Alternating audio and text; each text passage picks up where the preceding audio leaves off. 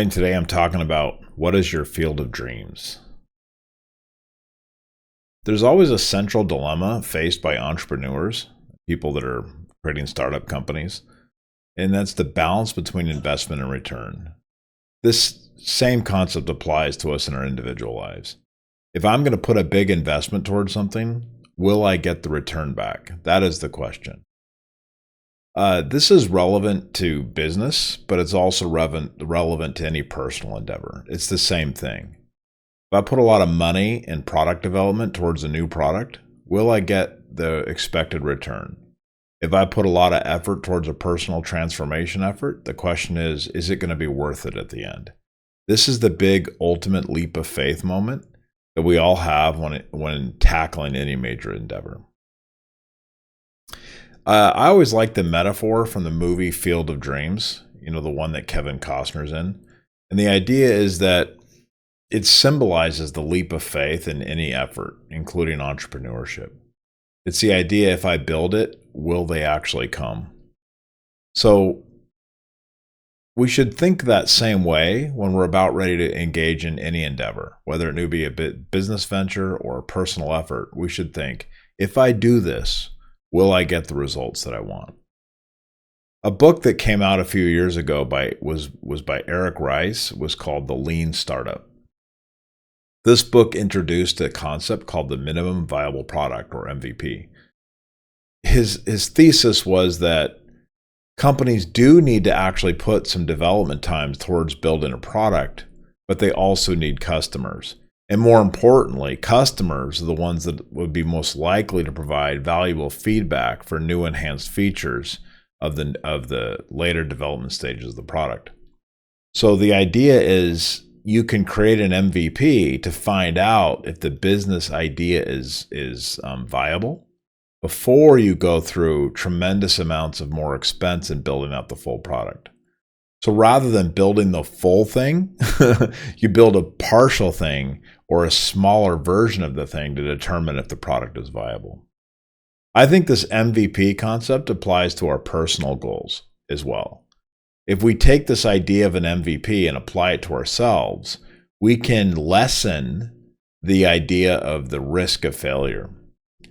So I'll use an example of becoming a long-distance running athlete, which is one of my goals. So if you were to set out to try to do this massive effort to become a long-distance athlete, you're not only talking about running a race that's a long distance, but you're actually talking about becoming an athlete as well. This is a massive goal, especially if you've led a sedentary lifestyle. This can be an overwhelming task. So we can set up to go do that and then most likely fail. And worse, you could put a lot of effort into it and then find out that the lifestyle of a long distance runner is not what you want in life. So this could be a problem if you put tons of effort towards something that doesn't get what you want. So as a consequence, we could set a smaller, more achievable goal, which we would call an MVP, work towards that and see if we get there. For example, in my early stage of my running, I decided to set a minimum viable product or a minimum effort of running a half marathon. When I finished that and I went through the process and I achieved that marathon in a time frame I thought was reasonable for my age group, then I was able to say, hey, I was able to do that and I liked the results. I like what happened. I like the feedback I got. So now I knew that I was good to go in terms of setting the ultimate goal, which was to become a long distance athlete. There is absolutely a theory, and I believe it's true, that failure leads to success.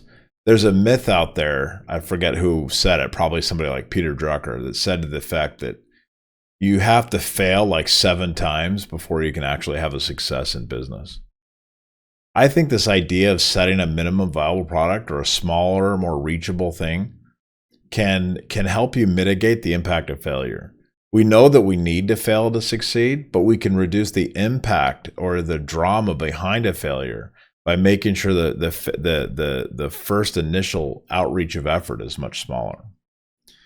So I think that I have learned from a lot of failures, but unfortunately, a lot of those failures have come at great cost.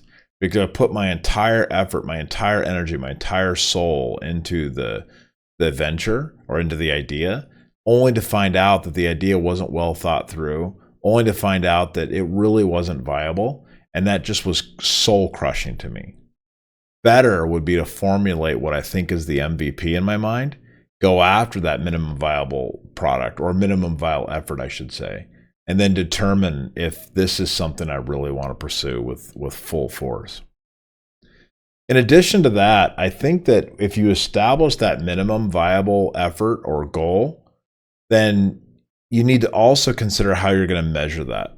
How will you know that this is successful? So in the case of my half marathon, I knew that if I could finish that in under 2 hours, that would be considered success for me. Well, first off, that I would finish. And then secondly, that I would finish in under 2 hours. That was my idea. And I set that goal and I achieved that. I think my first half marathon I did in an hour and like 40 minutes. So I did achieve it. And that gave me an indicator that this is something I really wanted to do.